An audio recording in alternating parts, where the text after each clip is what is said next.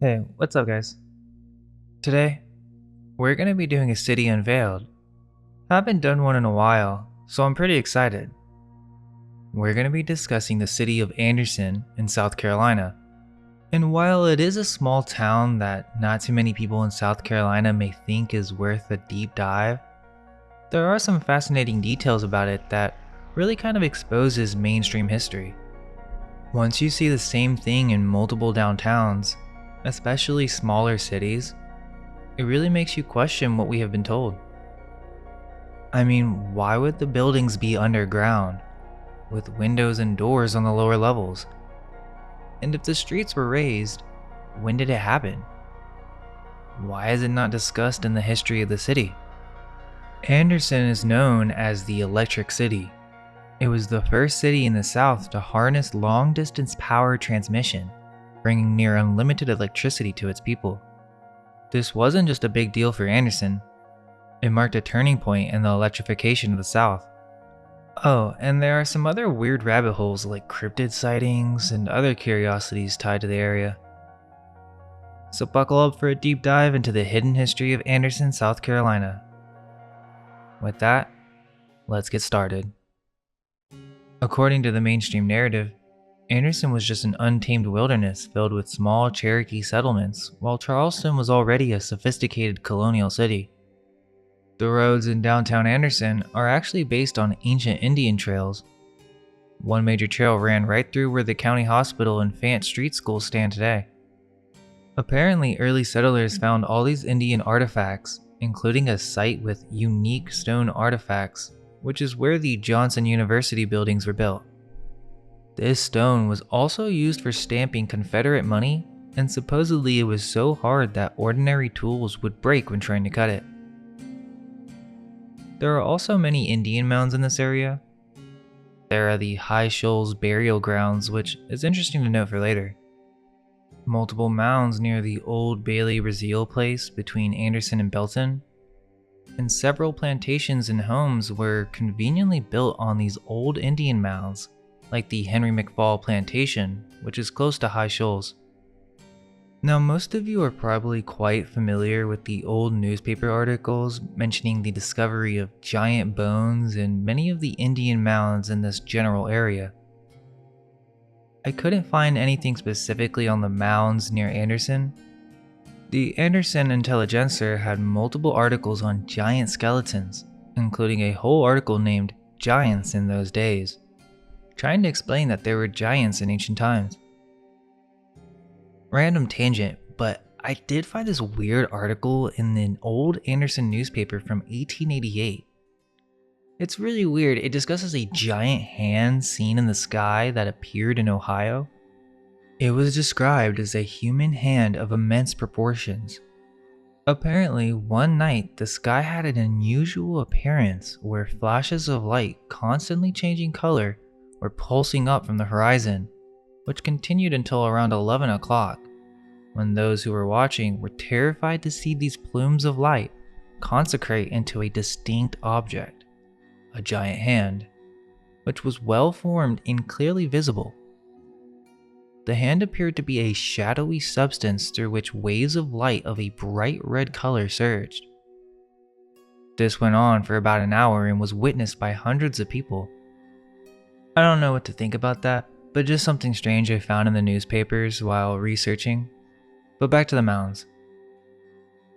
Interestingly, there is a mound near Anderson that has baffled scientists, or at least there are a few articles online with that title. But it's called the Chiquola Mound, and it's a massive ancient structure that's now totally underwater near Anderson, and apparently it's a big mystery.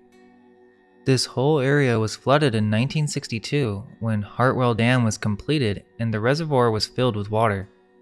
This led to the Tugaloo River's flooding, forever concealing the Chiquola Mound beneath its waters.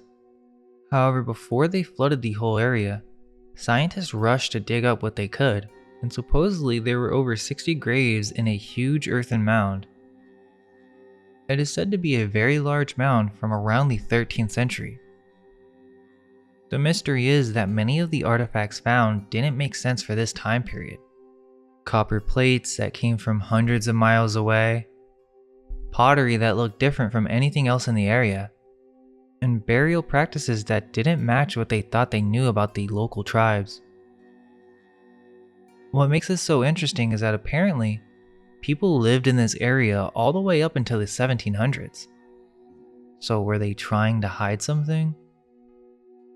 We will come back to this shortly, as the Hartwell Dam is connected to another mystery. There are also a few Indian legends in this area. One is the legend of Katichi, also known as Issaquina. This Cherokee maiden fell in love with an English trader and made a dramatic 96-mile run through the wilderness to warn white settlers of an impending attack. As she ran, she named the creeks she crossed by their distance. That's why we still have places called 6 Mile, 12 Mile, and eventually 96. Another fascinating legend from this area involves Kaesa, a towering Indian warrior who stood almost 7 feet tall. His best friend was a white settler known as Horseshoe Robinson. Though not all relationships between natives and settlers were hostile. Their stories involves a daring rescue mission when Kaesa's wife and daughter, Canesti, were captured by Tories during the Revolutionary War. Using clever tracking, Canesti left feathers from a robe as a trail, and some good teamwork, they managed to save their family and even grabbed some British gold in the process. Okay, so the history goes that back in 1730, Sir Alexander Cumming sat down with Chief Moytoy to hammer out the first major treaty between the Cherokee and the colonists. It was such a big deal that 6 Cherokee warriors actually made the trip to London to meet King George II himself. Then in 1755, Governor Glenn met with about 500 Cherokee warriors and bought a huge chunk of land that would later become several South Carolina counties.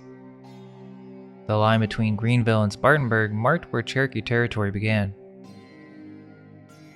The story goes that first came the traders, swapping trinkets, guns, and whiskey for valuable hides and native crafts. Then came the cow drivers looking for good grazing land. Finally, the permanent settlers started showing up from everywhere: Virginia, North Carolina, Pennsylvania, and the Carolina coast. Supposedly, these settlers came on horseback or on foot, with just a few using rough carts made from sliced logs. All this movement and settlement eventually led to the need for organizing the territory. They called it 96th District at first, then split it into smaller pieces. By 1828, they decided to divide Pendleton District into Anderson and Pickens counties, naming them after 2 popular Revolutionary War heroes, Colonel Robert Anderson and General Andrew Pickens. Apparently, the Cherokee didn't give up their land without a fight. They disputed every foot of ground and kept causing trouble even after the Revolutionary War. After years of conflict, General Andrew Pickens finally negotiated the final treaty with the Cherokee, taking place beneath a red oak tree near Cherry's Crossing in 1785. This tree, which became known as the Treaty Oak, stood until the early 1900s when it was blown down in a storm. When the time came to organize this newly settled territory, they honored 2 Revolutionary War heroes who helped shape the region. General Andrew Pickens had not only negotiated the crucial Cherokee Treaty, but had been a legendary military leader during the Revolution, famous for his victories at Cowpens and Kings Mountain. Colonel Robert Anderson had served alongside Pickens, commanding the 5th South Carolina Regiment during the war and later became a respected state senator.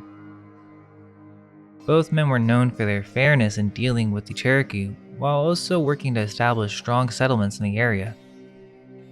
It was fitting that when Pendleton District was divided in 1828, the 2 new counties would bear their names. Now, keep in mind, this is all according to mainstream history, as if the Revolutionary War really happened as they have told us. However, it's interesting that there really isn't that much info about Robert Anderson. They have a grave for him at the Old Stone Church, which has an interesting story as well.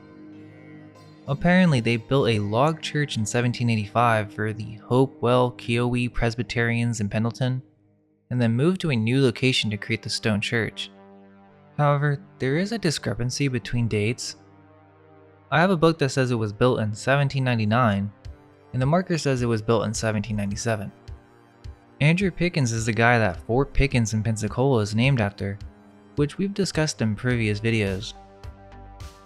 He's not directly associated with Freemasonry.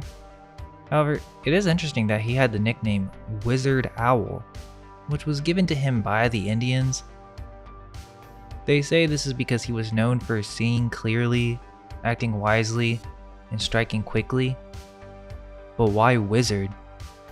Anderson is named after Colonel Robert Anderson, but as I was looking more into this guy, I found that there are actually two Colonel Robert Andersons.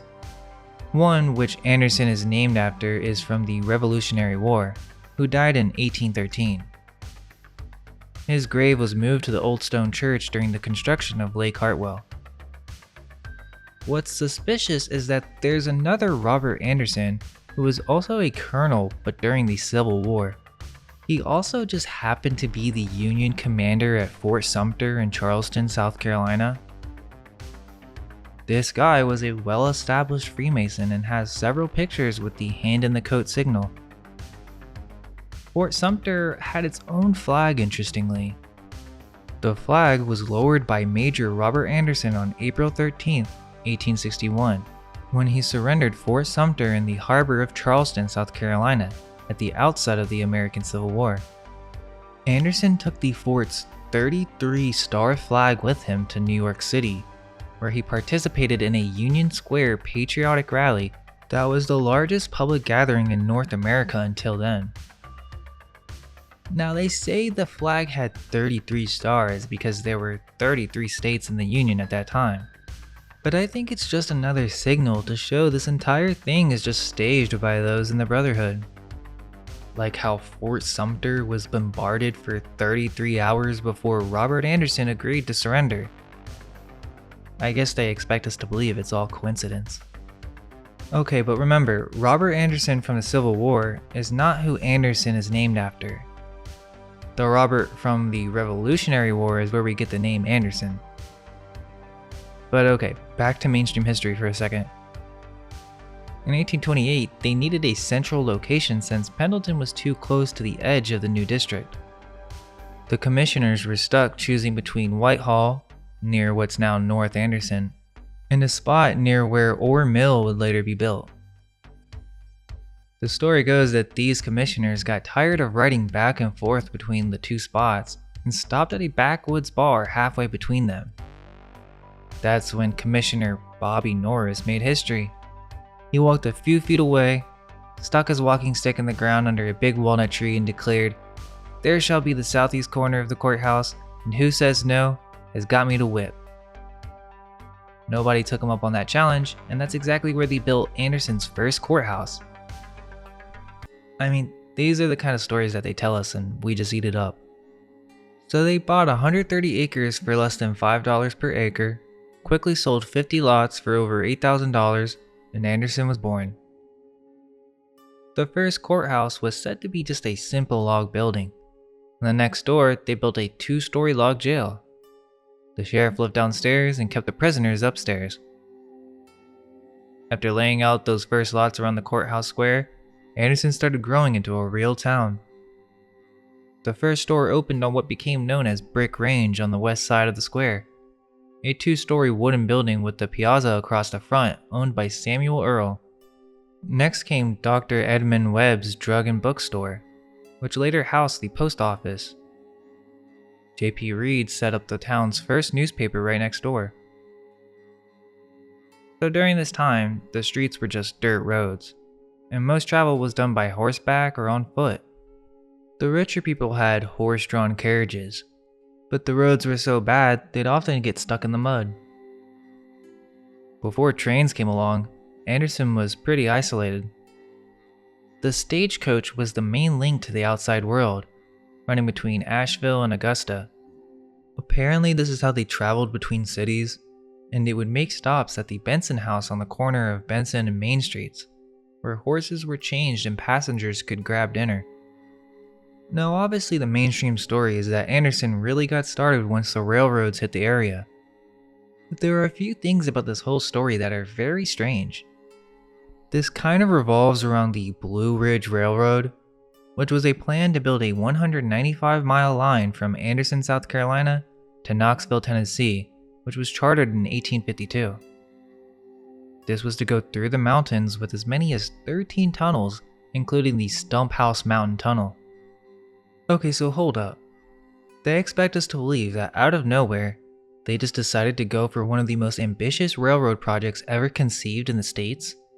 I mean, forgetting about the significant engineering obstacles of creating this route through the Blue Ridge Mountains with mid-19th century technology, they also planned 13 tunnels, none of which were completed. The excuse is obviously the Civil War, but it just seems bizarre. I mean, let's talk about the Stump House Tunnel. First off, it's a massive tunnel, and the story goes that it was meant to be over a mile long. Construction started supposedly in 1856 when a London-based company brought many Irish workers into the area. By 1859, the state of South Carolina had spent over $1 million, so around $95 million today on this project, and just decided that they weren't going to spend any more money on this project and just abandoned the whole thing. They apparently only excavated 1,617 feet of the planned 5,863 feet. But intriguingly, the other side of the mountain where the tunnel was meant to end, there is a mound of earth supposedly for railway tracks that is submerged under the privately owned Crystal Lake. There are actually more tunnels here which aren't well explained, but apparently was a part of the Blue Ridge Railroad plan. There is the middle tunnel which was completed but collapsed and was sealed off, and then the saddle tunnel which the opening is visible but is now submerged by a small lake. These tunnels are barred off after a certain distance, so it's hard to know if they actually go further than what they tell us. It is worth considering whether these tunnels were a part of some already existing infrastructure. Now, the reason I bring up the Blue Ridge Railway is because it goes through Anderson. I think this is a big clue to something being off about the history they tell us, as there's sort of a mystery here. For starters, the railway runs under Main Street downtown, and it's not exactly well preserved. We actually went there and walked through the entire thing, and it's pretty sketchy.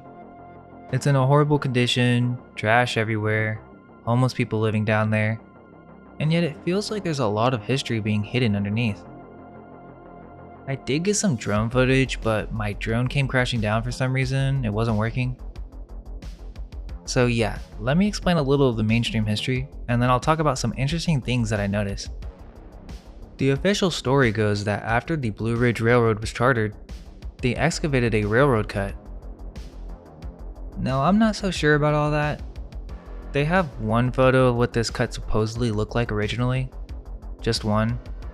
That photo to me looks heavily edited. It doesn't even look like the same location they claim it's from, but they say it's an early photo of this area. Now really think about this. So they excavated a railroad cut and then decided to build a city over it? Why? Why not just build the city around the railroad? Why go through the effort of raising the street and constructing buildings with multiple levels? Seems like a lot more effort to go about it that way. And wait, they're saying the buildings around the railroad cut were built after the bridge and Main Street were created? If you look at the buildings, they clearly extend below street level. And if you check the 1884 fire insurance map, you'll see the bridge on Main Street and the public square were already there, but there are no buildings lining the railroad in that map. So when were those erected? The railroad cut doesn't actually go that far either. This would mean, according to the mainstream narrative, the buildings with underground windows and doors, covered with dirt on either side, were constructed after the railroad. But does that really make sense? Especially when you notice that some of these buried levels have windows and arched doorways. Take this sushi restaurant as an example. You can see an arched doorway far below street level. this pattern repeats along both sides of the railway. As you continue down, you can see the buildings here are essentially buried. I even saw one with a door down here. Could this buried level be the original street level? And at some point they raised the streets, like in underground Atlanta.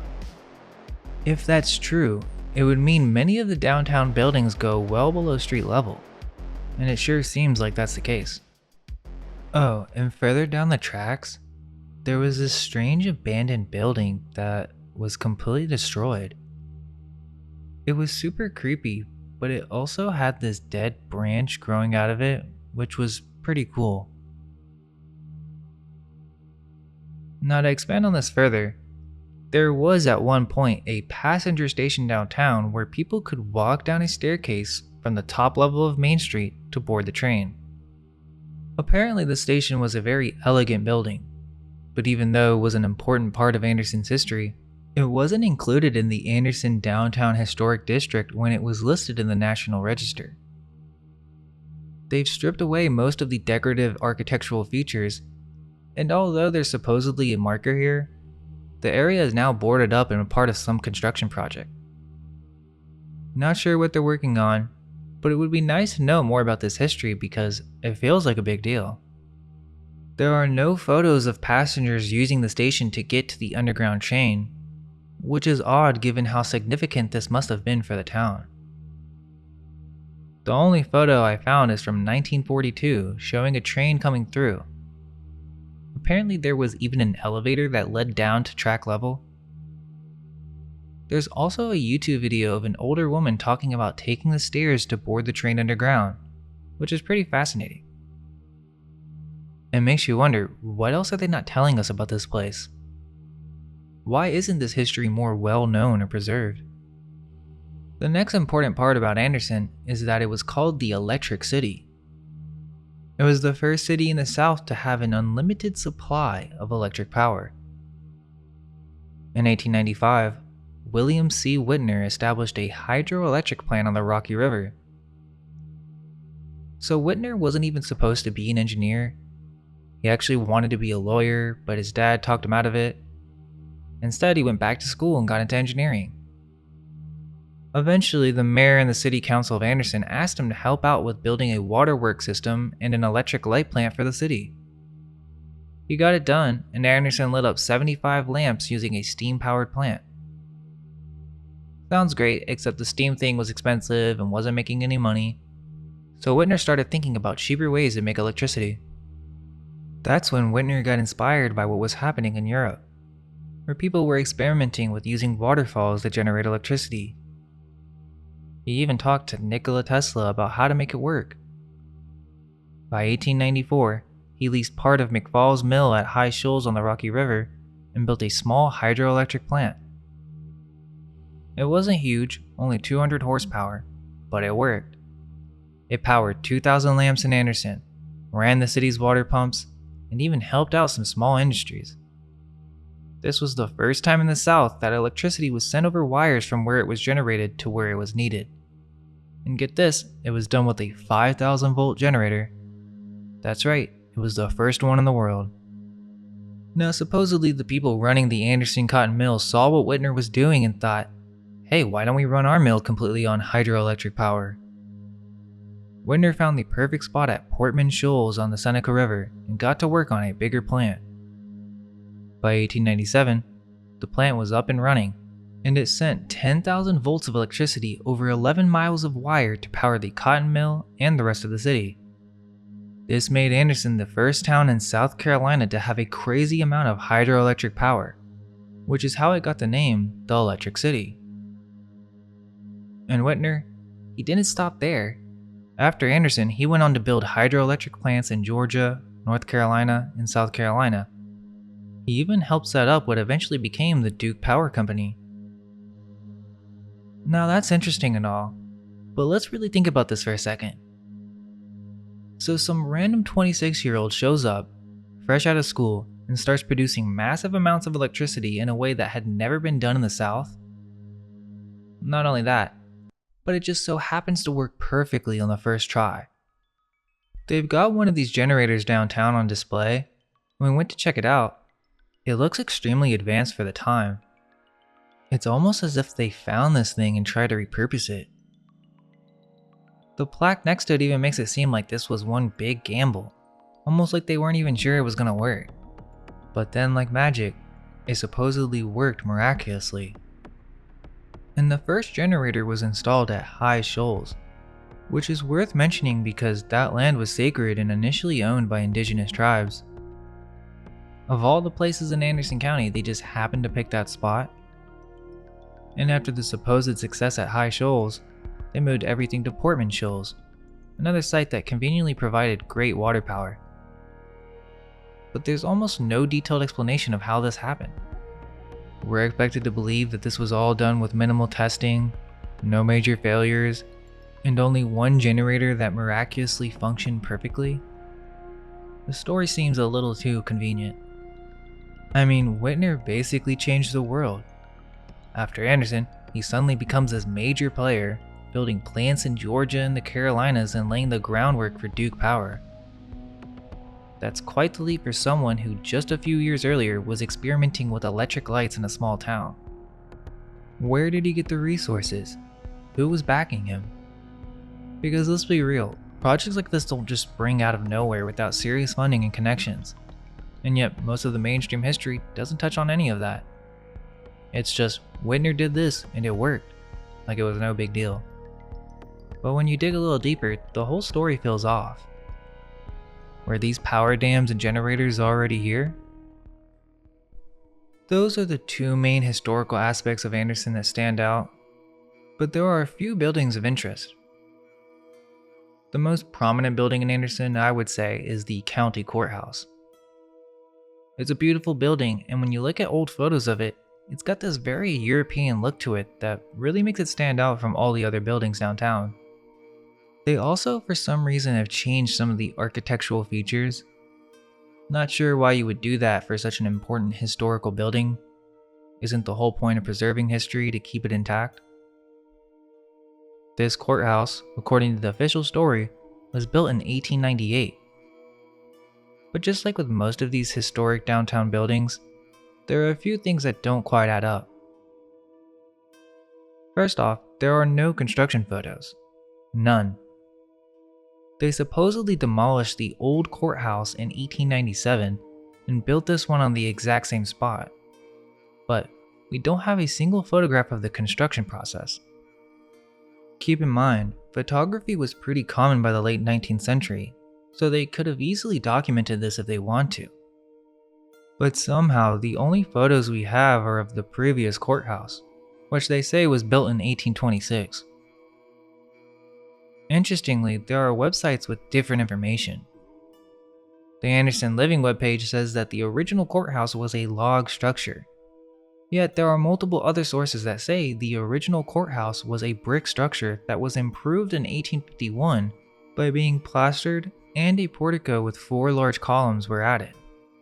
But this is the weird thing. That 1826 courthouse was supposedly made of brick, and in some photos from the 1890s, you can still see it standing before they demolished it. The brick looks a lot like the brick used in other downtown buildings, which makes me wonder, if they were building structures like this in the 1820s, who's to say some of these other later buildings aren't actually from the same time period? And if they had the capability to construct something that substantial almost 200 years ago, why is there such a gap in documentation when it comes to rebuilding it in 1898? Also, this is on Main Street near the railroad cut, so was Main Street already raised? If you look on Google Earth, the railroad is over here after Whitner Street, but if we go near the Palmetto building and even the buildings on Main and John Street, you can see that these buildings go below street level too. So what would be the purpose of that? Only makes sense if they decided to raise the street. I couldn't really investigate the courthouse that much as it was going under some type of construction, but it does seem to have a lower level as there are windows on street level. Oh, and another random thing is that there was this squirrel screaming at us, which was kind of weird.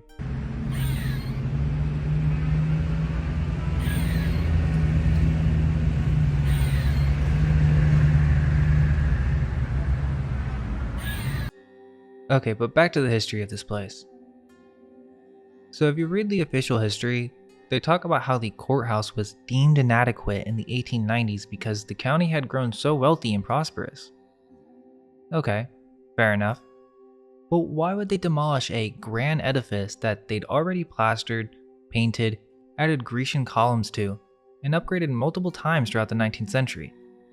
And then we're supposed to believe they replaced it with a $26,000 courthouse using second-hand plans that the architect Frank Milbourne had already used in another county the year before. That doesn't sound like something you would do in one of the richest counties in the South at that time. And this 1898 courthouse supposedly has the same clock face and bell as the original courthouse from the 1850s. So they just took those pieces and slapped them onto the new one? Sure, it's possible, but it just feels too convenient, like they're trying to tie the two buildings together in a way that doesn't really make sense. If this was really a brand new building, why carry over parts of the old one unless it was easier to explain that than admit that the whole thing might have already been there? The current courthouse has gone through many renovations. In the 1940s, they added an annex and changed the facade, which completely altered its look. If this building was so iconic and beloved, why would they make such drastic changes to its appearance? To me, this all points to a bigger question. Was this courthouse actually built in 1898, or was it already there? The narrative about its construction is just a cover story.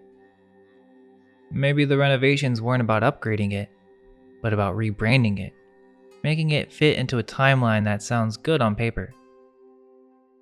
The lack of construction photos, the reuse of old materials, and the constant modifications all feel like red flags. Something about the story just doesn't add up. Here are some old postcards to check out. This one is of the plaza. It looks much different today because there's a new courthouse here now. But in this postcard, we can see another interesting building, which is the Chiquola Hotel. It was supposedly constructed in 1888, according to a report in the Anderson Intelligencer. Quote, "The Grand Lodge of Masons will convene on December 27th for the purpose of laying the cornerstone of the new hotel." End quote. And I guess that's the only proof we have that it was built in 1888, because there are no construction photos that I could find. Again, it looks different today, and it seems that they removed the architectural features like the turret that made it look much more European. The place is also said to be haunted by a ghost, a Catholic nun named Rose Loomis, who died at the Chiquola Hotel. The story goes she wanted to start a Catholic school in Anderson, and then she mysteriously died at the hotel. But many report seeing this nun ghost, and even a repairman who saw her while working in the basement. Now I should mention that there is this one photograph of the hotel that I found that actually features the old courthouse. But to me there's something off about it. For one, why is this the only photograph of the hotel that we have before the 1900s? If that is when this photo was taken. I couldn't find the source of this photograph, and apparently it comes from the Anderson Independent Mail, where they even got the date wrong and say that this photo is from the 1920s, which is not possible. To me, if you look at the sharpness of the portico of the courthouse, it almost looks as if it was superimposed. If you don't know about old world Photoshop, check out that video, but the fact that this is the only photo of the two together and they felt the need to label the courthouse makes it seem like they did this deliberately. They're just now adding trees at this time too? Looks more like a cleanup operation to me. Interestingly, I found this one newspaper that shows a photo of the second courthouse from 1908, and they even mention how it's basically a ghost town on a summer day. Let's continue with the Anderson City Hall, which is now the police department. This too was constructed in 1898, same year as the courthouse. They must have been really busy that year. Let's keep in mind that they're telling us they built these structures in a single year. This building is similar to the courthouse, and it does seem to have lower levels as well. No construction photos that I could find, and not really that much of a detailed history at all. I found this interesting postcard of a post office in Anderson, which looks pretty impressive for a post office, but I couldn't find any more info on what this structure is or why they had multiple post offices. The only post office I could find info on is the one on the corner of Federal and Main Street, next to the Calhoun building. They say it was built in 1909, and after a post office it became a mortuary, which is bizarre to have right downtown. Okay, so this area is a few blocks away from the railroad, and yet we can see that there's this law firm building just 2 buildings down from the old post office, and it's clearly below street level with windows on the lower level. Supposedly, this law firm building was constructed in 1930 and was a passenger terminal for the P&N Railway. Here's a map of it, but apparently there was a second railway, and this building behind the art center was the freight station. I didn't mention, but there is a building right by the county courthouse that is now an art exhibit. They renovated it to look nice and all, but this building clearly goes beneath street level. This is the Wren building in Wren Park, and this was the former Belk building, built sometime around 1890, although the exact date is not known. Then there's the John C. Calhoun Hotel, which was built in 1925. I just find it weird that there are no photos of its construction. Here's a photo of it in 1930. It doesn't look that new to me, and I mean, this is an 8-story building, clearly the tallest building downtown. Why would they not have more documentation on the history of the building? It began as a local project by the Anderson Community Hotel Corporation in February 1924 and completed the following year. So again, they built it in a single year, which seems unlikely, but it was 1925. Now let's take a look at Benson Street, which is where the secret societies were hanging out. There's a marker here that says Hiram Lodge was formed here in 1848 and met in a 2nd-story building on the east side of this square. Then the first temple was erected in this location in 1866, and that its small auditorium was Anderson's first theater, which is another connection between Freemasons and film, which we made a video on a while ago. The present temple was also used as Anderson's first opera house. Interestingly, in a 1905 Anderson City Directory, there are several halls listed, including the Knights of Pythias and Oddfellows Hall, which was located at Anderson Mills. We talked about this earlier. It was one of the first mills with long-distance electrical power, but it was later named Abney Cotton Mills and is in complete ruins today. Supposedly there was a fire, but it looks completely destroyed, and there really isn't that much info on it. I found this cool photo of it covered in kudzu. It just looks very out of place.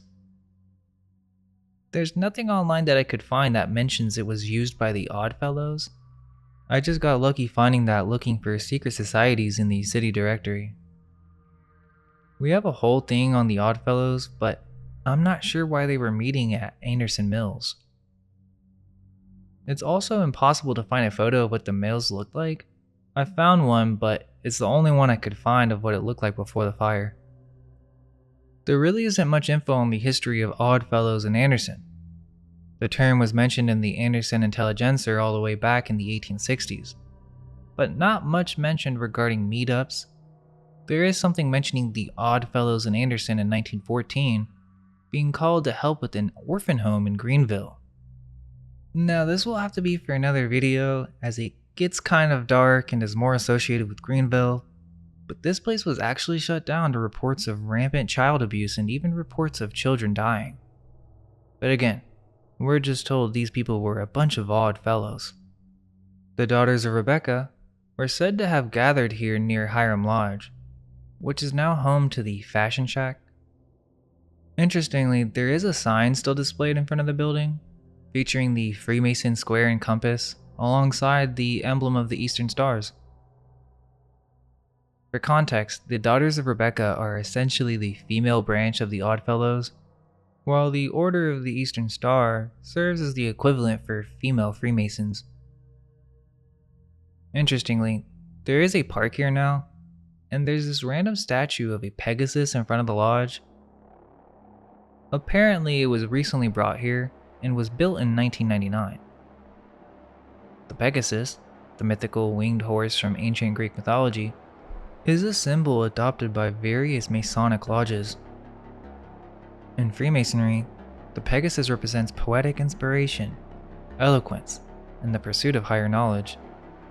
The Inner Temple in London, for instance, features a Pegasus on its coat of arms. That's just the first thing I thought when I saw it. It seems to have a cult significance. I won't delve deeply into these organizations here, as we've discussed them in other videos. Suffice it to say, in modern times, these groups are largely benign, consisting of older members enjoying social gatherings. However, their role was quite different in the past. It's also worth noting the significant connections between secret societies and the founding of many towns and cities. This aspect is rarely acknowledged in mainstream historical accounts, despite these groups playing a role in the earliest history of these communities. Okay, now here's something crazy. I mentioned this earlier, but it's something I stumbled across by pure luck while digging into Lake Hartwell. It's not widely talked about, and even people in Anderson might not know much about it, but there's a ghost town called Andersonville, and it seems to be the original Anderson. Well, it predates the Anderson we know today by about 20 years, and was also named after Robert Anderson. Andersonville was a booming town during its time. Founded in 1801, it was a major hub for cotton distribution and had a thriving economy. This wasn't just some tiny village either. There were numerous businesses, multiple mills, a clock company, and it even had a prestigious academy for young women. This place was fancy for the early 1800s. It seemed like Andersonville was set to become one of the most important towns in the area. But the story goes that in 1840, the town started experiencing devastating floods caused by heavy rainfall. The people rebuilt, but then 12 years later, in 1852, another flood completely wiped the place out. The second disaster was the final blow for Andersonville. To make matters worse, the construction of the Greenville and Columbia Railroad during this period made river transportation obsolete, cutting off the town's primary economic lifeline. People began leaving, and Andersonville became a shadow of its former self.